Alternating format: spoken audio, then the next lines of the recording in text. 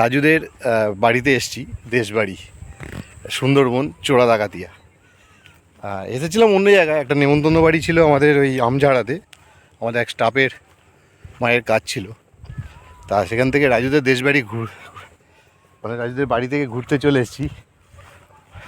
জায়গাটা দেখো শুধু, এইখানে হচ্ছে রাজুদের বাড়ি, এই আগে ভিতর দিকে, আর এই হচ্ছে পুরো সুন্দরবন অঞ্চল এটা।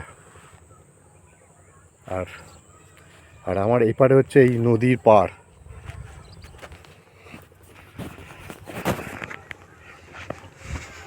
আর এইখানে সূর্যটা কি সুন্দর লাগছে দেখো, সূর্য অস্ত হচ্ছে।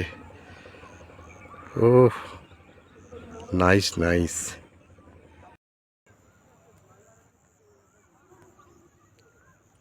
বর্ষা যখন হয় না, বর্ষাকালে এইগুলো পুরো ডুবে থাকে, পুরো জল জোয়ার পুরো এই পর্যন্ত চলে আসে। আর পুরো এইসব জঙ্গল টঙ্গলগুলো পুরো জলে ডুবে থাকে।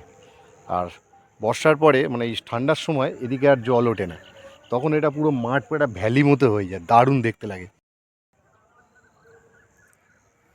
এইগুলো দেখবে, এই যে সবুজ ঘাস, এগুলো পুরো শুকিয়ে যায়। আর এই জঙ্গলের মধ্যেও যাওয়া যায়, হেঁটে জঙ্গলের ভেতরে ঢোকা যায়, পুরো সবুজ হয়ে আছে। এই যে এই সামনে যে বাড়িটা দেখা যাচ্ছে, এইটা হচ্ছে রাজুদের বাড়ি।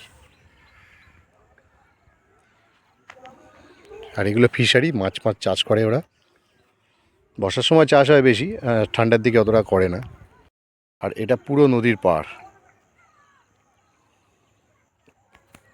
আর এই সোজা চলে গেছে এইদিকে। যাই হোক, অনেকদিন পর কিন্তু এলাম এদের এখানে, বেশ কয়েকদিন পর, ভালো লাগলো। হেই রাজু হেঁটে যাচ্ছে, দেখতে পাবে, দাঁড়াও একটু জুম করি, বেশি করলে ফেটে যাবে। হেই হেঁটে যাচ্ছে রাজু বাড়ির দিকে, দেখো এদিকে টপ টপ টপ টপ করে রস পড়ছে।